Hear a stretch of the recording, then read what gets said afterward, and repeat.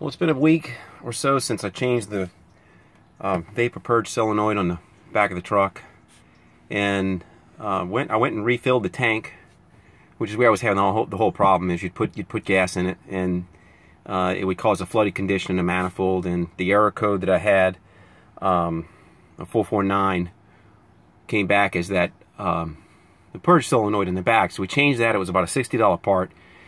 Within a week now, the check engine light is back on, but I don't have the refueling problem. However, I also did notice that my gas mileage didn't necessarily get any better. So now I put the computer back on it, and I'm reading now. I've got a 496 error code, which comes back as a different issue.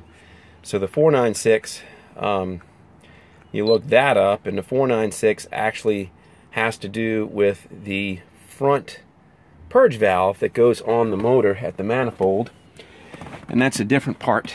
It's only a $25 part or so, and it's actually on the motor. I'm going to show you how to get to it. It's real easy. Again, this is a 2007 Chevy Avalanche. This shroud is just a decorative cover. It literally just snaps up on this motor, and there's two tabs in the back that kind of retain it. So it just needs to fish out from that. There's two tabs in the back that just slips underneath. So you pull the cover off, and that'll reveal the top of the block, and you can see where this purge valve is.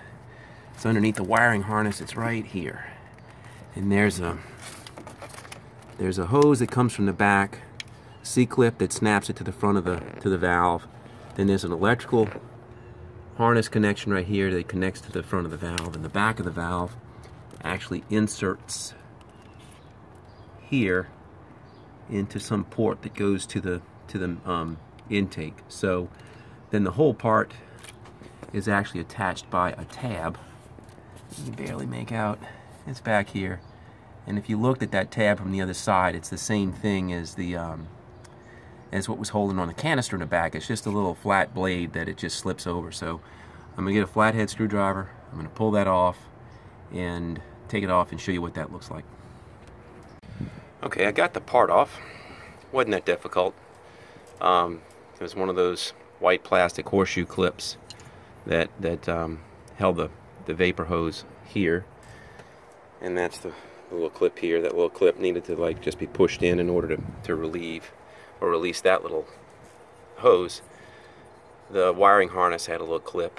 It was pretty easy to snap off, but this was a little curious. I couldn't see how it was attached until I actually removed it from the bracket. So I just used a flathead screwdriver to get behind here, push the bracket free, slipped it up, and then I was able to rotate this thing all the way around. It was still connected to this hose.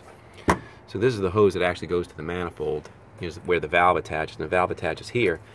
If you spin, this little guy was actually pointing that way, so you couldn't see how his mechanism actually works. But when I got it out, I was able to see that there's a little tab here that when you pull on it, it releases, or it moves the retainer clip out of the way of the end of the valve. So that's what released it. So now I've got it off. It's here. It's in my hand. I got the replacement part. And for this particular one, 2007 Chevy Avalanche. This is it's a Duralast PV443 purge valve. This is about $23, $25 maybe. I haven't even opened up the box yet. And there's the part. So looks similar. Looks like it. Make sure the business end is all the same. So we've got the same electrical connection, same vapor hose connection, same connection to the hose that goes to the manifold. So it should only take 5 minutes to get this thing in, and it ought to be done. So let's get that done, and we'll be right back. Alright, the part's in. It actually took much less than 5 minutes. It was maybe 2. And this is super easy. If you bring this to a repair shop and have them do it, I can't imagine how much money they charge you, but gee whiz, for 25 bucks, and only needing at most a screwdriver just to pry the tab back. I mean, this is a job you can do with your hands. You don't really need any special tools. I mean, that's pretty good. So we're going to put this top back on. and see if we can't get it back in its place. I'm doing this with one hand, but there's two spots on the top of the motor where it needs to align. There's one little one, you can see the little stud sticking up, and then there's another one in the back. There's like a rubber piece way back there in the middle, so to speak. See if we can get it on there, get it resting and relaxing, and be done with it. So that's about it. So now it's back on. Go back and check it out and see if we're good.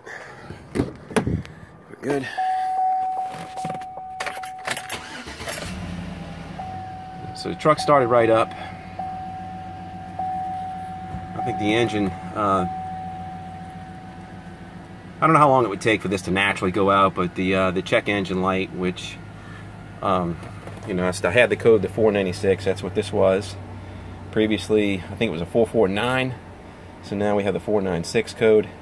I just changed the purge valve. Now we're going to clear the code. Alright, so it's done. Sure enough, the light is off. Hopefully this time it'll stay off. So, hopefully this video and the previous video will help you. I hope it helps somebody. I know it was frustrating for me to try to figure it out. You know, maybe this will make somebody else's life easier. That's what my hope is, because I know it was frustrating for me. And one of the things with these trucks is whenever your check engine light is on, that it always indicates an emissions problem. When they first came out with the light, I mean, that's all it was all about. It was just emissions. And the one thing on this truck has a remote start, so the remote start won't work if the check engine light is on. So it was that was one of the little nuisances. So you can't use the remote start. I mean, getting the check engine light to clear, we could clear it with the computer, but it would keep coming back. Now, hopefully, those two different numbers, their codes are cleared. The two parts are changed. I think I'm invested, what, 60 bucks for the first part, 25 bucks for the second, $85, 30 minutes of labor on the back, and 10 minutes labor at the most on the front, and we should be back in business. So if not, I'll post back and maybe we can continue working on this, but I'm pretty confident those two parts get it done. Thanks for watching. Good luck.